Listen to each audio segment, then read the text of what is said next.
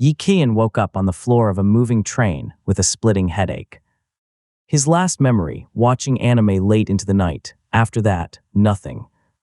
Before he could process it, a mechanical voice echoed through the carriage. All survivors have awakened. A list of rules appeared. Never leave the train. Every 24 hours, it stops at a platform for 3 hours.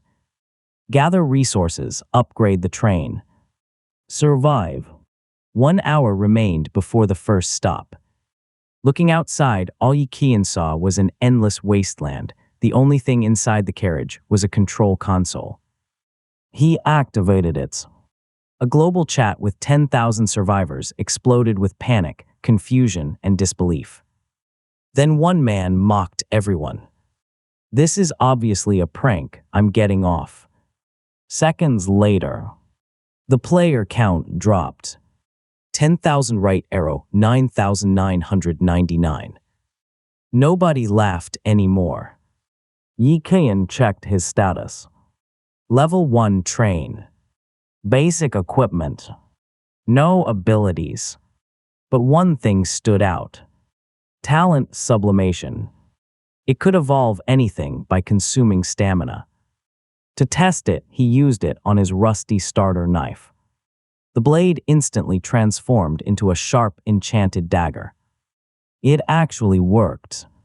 Then another thought crossed his mind. If a knife could evolve, could the train evolve too? Without hesitation, he placed his hand on the control console. Sublimation. Qiyan poured his remaining stamina into the train. The entire carriage shook. Stamina 90, right arrow 30. Train upgraded to level 2. Its speed doubled, every part improved, and he even received a reward for being the first person to upgrade a train. A special module card. The upgrade also unlocked new blueprints, but without train coins, most of them were out of reach. He grabbed the free carriage blueprint and focused on the real prize. The module card. If sublimation works on this too. He took the gamble. This time the cost was brutal. Stamina 50, right arrow 20. Mental power 100, right arrow 60. The card evolved. Special module card, right arrow exclusive module card. Worth it. He activated it. Congratulations. Exclusive module unlocked, Crossroads of Fate. It granted him something no one else seemed to have. A second choice. Before he could test it, the train's announcement interrupted. 1 minute until the first platform. A new screen appeared. Choose your destination. Swampland. Armory. Qiyan didn't hesitate. Weapons first. Armories. The train roared into a twisting portal. Moments later, everything outside had changed. Current platform, armory. Stop time 3 hours. Danger level, none. The train finally stopped. Dagger in hand, Qiyan stepped outside. The world was eerily silent. No sun, no life, just a giant warehouse waiting ahead. He forced the door open. Inside were rows of crates. The first one held 2 bolt-action rifles and 40 rounds of ammo. Jackpot. He spent the next 2 hours hauling supplies back to the train, collecting 42 usable rifles, ammunition, wood, metal, and machine parts. Most of the rusted weapons were recycled for materials instead. His biggest find wasn't weapons. Hidden in an old storage room were 80 military compressed biscuits, enough to keep him alive for weeks. With only 30 minutes left before departure, Qiyan searched one last room. Greg. He had stepped on a human skeleton. Be my bad. Beneath the bones lay an old document folder. Oddly, it was perfectly preserved. He rushed it back to the train and identified it. Level 1 treasure chest. A treasure chest disguised as a folder. Then the familiar thought returned. What if I sublimate it first? Ignoring the warning signs, he poured more power into it. Stamina 30 right arrow 20. Mental power 80 right arrow 50. The chest evolved into level 2. Without wasting another second, he opened it.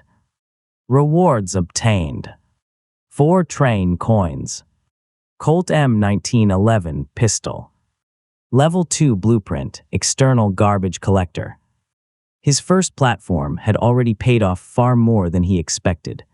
The treasure chest gave Qiyan 4 train coins. He immediately spent 3 on a water tank blueprint and 1 extra hour of platform time, leaving just 1 coin. Next, he tested the Colt M1911.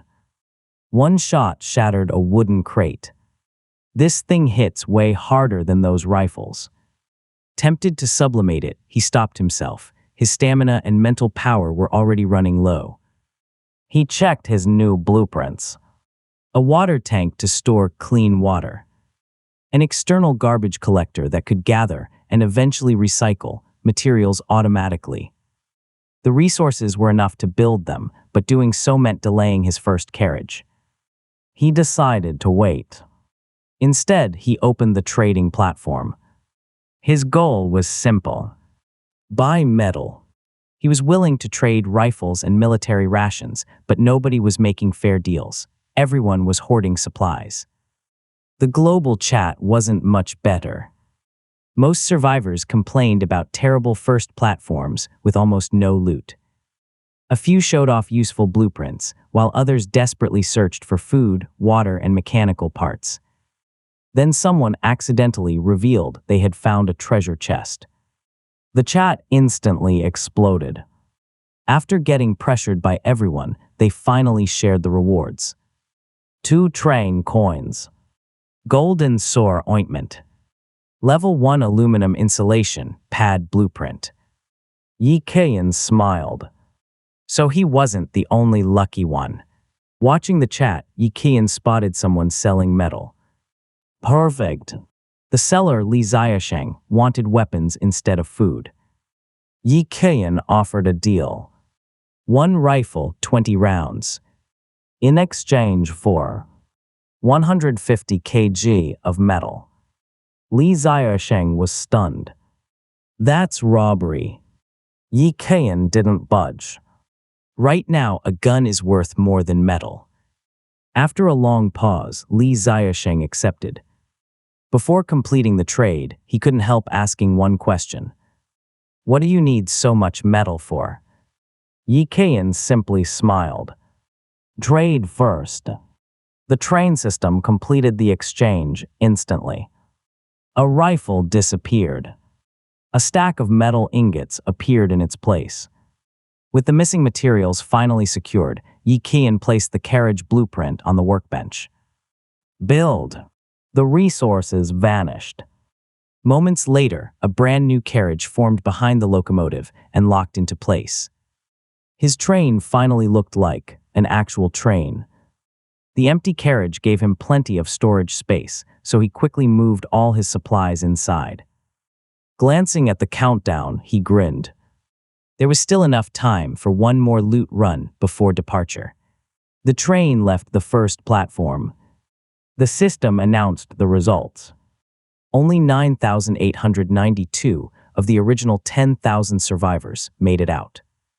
From now on, future platforms wouldn't be safe. The chat exploded in panic.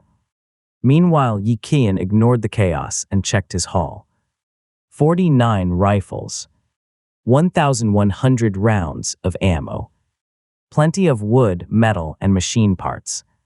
He used the materials to build a water tank and an external garbage collector, then filled the tank with the water he'd collected at the armory. Next, he posted his first public trade. Buying water, glass, fiber, blueprints, and useful resources, paying with guns or food. The chat instantly went crazy. He has guns. Big shot, carry me. Give me one for free. His inbox flooded with messages. Most begged for handouts. Some tried guilt-tripping him. He blocked them without a second thought. Only real traders mattered. One message stood out. Shangyuan Yingsu, 20 kg of lake water. Qiyan replied immediately. Too little. 100 kilograms. There was a long silence. Then, you're asking a lot. Qiyan wasn't surprised. Water had become one of the most valuable resources in this world. Shangyuan Yingsu accepted the deal. 100 kg of lake water for a rifle and ammunition. The trade left Qiyan with one question. Where did she even find containers for that much water? He stored the water but didn't drink it. It still needed to be purified. After that, more trades followed. Rifles were exchanged for glass, fiber, food, and other resources. He upgraded the carriage with windows, making it far more comfortable. By the end of the trading session, only 21 rifles remained. To Qiyan, that was a win. Weapons would only lose value as everyone got stronger. That night, he finally got some sleep. He woke up at 3:37 a.m. His stamina and mental power had mostly recovered. Perfect. He picked up the Colt M1911. Sublimation. The pistol transformed. Blacklight enchanted pistol, level 3. It could consume stamina to fire armor-piercing rounds.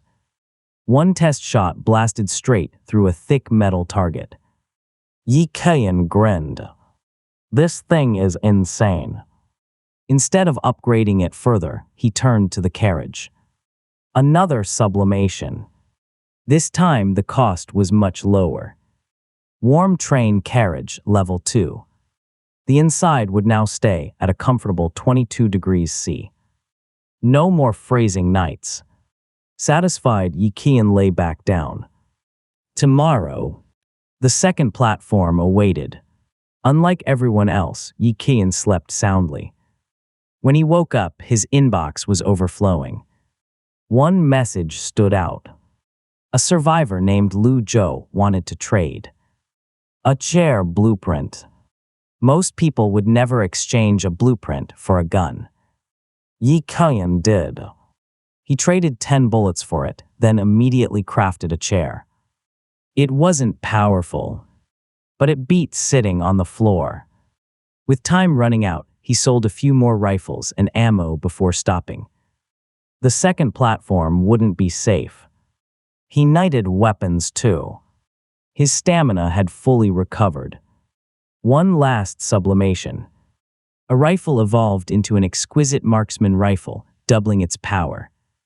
Then his exclusive ability activated. Crossroads of Fate. 2 choices appeared. Goblin Camp Level 2, Hunting Platform. White Forest Level 3, Gathering Platform. After a brief thought, Qiyan chose White Forest. The train passed through another distorted portal. A silent gray forest appeared outside. Current platform, White Forest. Danger level, low. Pistol at his waist. Rifle on his back. Backpack ready. Qiyan stepped off the train.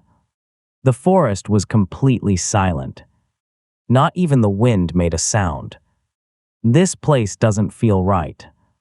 Then he noticed it. A narrow path disappearing deep into the white woods. Following the path, Qiyan reached the heart of the white forest. There, dozens of trees were covered in strange white fruit. The sweet smell was irresistible. He almost took a bite, but his instincts screamed. He threw the fruit away. His mental power had already dropped sharply just from holding it. Something's seriously wrong. Covering his face with a cloth, he carefully filled his backpack and rushed back to the train. The system identified it. White forest fruit, level 3. Raw, it released a hallucinogenic scent and could permanently reduce mental power if eaten. But after soaking it in cold water for 5 minutes, it became completely safe. Not only did it restore mental power, it also increased resistance to hallucinations. Bingo! The processed fruit tasted incredible. Better than anything he'd ever eaten. For the next few hours, Qiyan made trip after trip, harvesting over 100 kilograms of white forest fruit before the train prepared to leave. The garbage collector also came to life, automatically gathering random materials around the forest. As the countdown neared 0, Qiyan finally relaxed and opened the global chat. The survivor count froze him. 8,721/10,000. More than 1,200 people had died at the second platform alone. The chat was filled with desperate cries. Some drank unsafe water. Some were fatally injured. Others were already saying their final goodbyes. The real survival game had finally begun. As the white forest stop was about to end, Qiyan checked his garbage collector. He expected a pile of junk. Instead, it had brought back a level 3 treasure chest. No way. Without hesitation, he used sublimation. The chest evolved into level 4. Nearly all his stamina and mental power disappeared. Worth it. He opened the chest. Rewards. 8 train coins. Level 4 external alert sentry. White fruit tree seeds. Gray-white train paint. High-grade bulletproof vest. The sentry was the real jackpot. Mounted on top of the train, it could automatically detect and shoot enemies, even those hiding or using camouflage. Qiyan immediately installed it and equipped it with 5 rifles. Now his train could defend itself. The fruit tree seeds caught his attention too. They could grow powerful white forest fruit, but only in the forest's unique white soil. Luckily, there were still a few minutes before departure. He rushed outside, gathered several boxes of the strange soil, then returned to the train. The garbage collector had also picked up a little extra wood and some unusual white leaves and stones. Not bad. Patting the tiny robot, he smiled. You're getting upgraded next. The train began moving. The white forest slowly disappeared behind him. Just then, a notification appeared. Shangyuan Yingsu. Do you still need water? Shangyuan Yingsu finally replied. She wasn't ignoring him. She had been taking a shower. Qiyan stared at the message. Just how much water does she have? This time she wanted wood, metal, and mechanical parts. In return, she offered a water purification device. Deal. The device automatically turned dirty water into clean water. Even better. Qiyan immediately used sublimation. Water purification device right arrow refined water purifier. Its speed tripled and it could even purify seawater. A huge upgrade. Curious, Qiyan asked to see her train upgrade options. The screenshot confirmed his guess. Everyone received different rewards. Only the carriage blueprint and extra docking time were fixed. The rest were random. Before ending the chat, Shangyuan Yingsu asked one last question. Do you have any train coins? No. She wanted coins. He wanted to keep his. The conversation ended. Qiyan then bought the blueprint he'd been saving for. Train burst acceleration device. Cost 5 train coins. The blueprint let the train consume special fuel to temporarily triple its speed. Expensive, but definitely worth it. Now he only needed a few more materials to build it. Qiyan traded 7 biscuits for enough mechanical parts to craft the train burst acceleration device. After building it, he discovered that acceleration bullets required train coins to manufacture, making them expensive resources. He used sublimation on the device. Result: red triple-speed train acceleration device. Daily bullet limit increased from 3 right arrow 5. Triple speed effect remained unchanged. He crafted 2 acceleration bullets but chose not to test them, deciding to save his remaining train coins. After resting overnight, his stamina and mental power fully recovered. Next, he sublimated the white forest fruit tree seed, reducing its growth time from 30 days to only 9 days while upgrading it into a blessed white forest fruit tree that would produce 1 upgraded fruit every day. Remembering his promise, he then tried to sublimate the garbage recycling robot. Surprisingly, it couldn't be enhanced with stamina, only mental power. The robot evolved into GT-1, automatic treasure hunting robot capable of automatically searching for treasure chests at every platform, marking unreachable chests on a map, returning before departure, requiring 1 train coin per deployment. Qiyan named it Wally. Realizing that both the robot and acceleration bullets consumed train coins, he concluded that the currency would become increasingly valuable. Since other train captains still didn't understand their importance, he listed a trade offering 1 biscuit and 1 bottle of water for 1 train coin, hoping to profit before everyone learned their true value. At 12:30 p.m., the crossroads of fate appeared again. His choices were Doomsday Town Level 2 Mission Platform, Goblin Village Level 2 Hunting Platform. Believing the mission platform to be the safer option, Qiyan selected Doomsday Town. As the train passed through another spatial rift, it arrived at its 3rd destination. Current platform, Doomsday Town. Danger level, danger. Arriving at Doomsday Town, Qiyan found a ruined city filled with abandoned vehicles, dried blood, and signs of destruction. Before leaving the train, he activated Wally by spending 1 train coin, sending the robot off to search for treasure chests. Fully armed with his exquisite rifle, black light pistol, sublimated bulletproof vest, and other equipment, he stepped outside and soon discovered a dead courier carrying a backpack. Inside, he found a letter explaining the platform's mission. Deliver a birthday cake to the silversmith shop. Present the courier's run badge. Claim the delivery reward. Using the map inside the backpack, Qiyan headed toward the shop. Along the way, he encountered his first zombie dog. Although most of his shots missed, a single hit from the black light pistol obliterated the monster. Worried the gunfire would attract more zombies, he quickly continued toward his destination. At the silversmith shop, a cautious middle-aged man confirmed Qiyan's identity as a courier. Rather than entering the shop, Qiyan handed over the cake outside and demanded his payment first. The shopkeeper slid over a box containing 3 train coins, revealing that train coins are also used as currency by the inhabitants of the station worlds. Just as Qiyan reached down to collect the reward, the shopkeeper suddenly grabbed the barrel of his gun. As Qiyan reached for the 3 train coins, the shopkeeper suddenly grabbed his gun and revealed his true form, a powerful zombie-like monster. The enraged creature blamed the late courier for his daughter's death and attacked. Qiyan's exquisite rifle couldn't penetrate the monster's hardened body, and he was sent flying despite wearing his sublimated bulletproof vest. Switching to his black light enchanted pistol, he used its armor-piercing rounds to punch holes through the monster before finishing it with a headshot. After the battle, Qiyan searched the silversmith's shop and discovered a diary. It revealed that the shopkeeper had saved 3 train coins to order a birthday cake for his sick daughter through Run Corporation.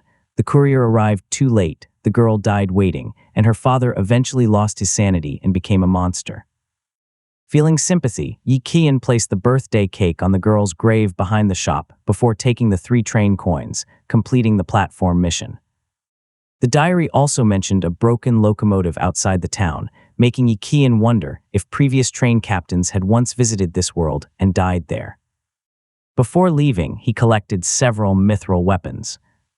Mithril crossbow bolts, extra damage against the Blood Clan. Mithril ritual sword, inflicts unrecoverable wounds on the Blood Clan. Mithril cross, a mysterious holy item. After recycling the remaining silver equipment into 10 kg of mithril, he sublimated the cross into the Sanctuary Mithril Cross, which could emit holy light and was highly effective against vampires, demons, evil spirits, and similar creatures. Returning to the train, Qiyan narrowly avoided numerous monsters, including zombie dogs, zombie cats, and zombie chickens. Thanks to his extra docking hour, he made it back safely before departure. Checking the trading platform, he found that someone had accepted his offer, successfully exchanging food and water for a train coin. Finally, he opened the chat room and saw that the survivor count had fallen again. 7,825/10,000. Over 2,000 train captains had already died after only 3 platforms, while the remaining survivors continued struggling for food, water, medicine, and the resources needed to upgrade their trains.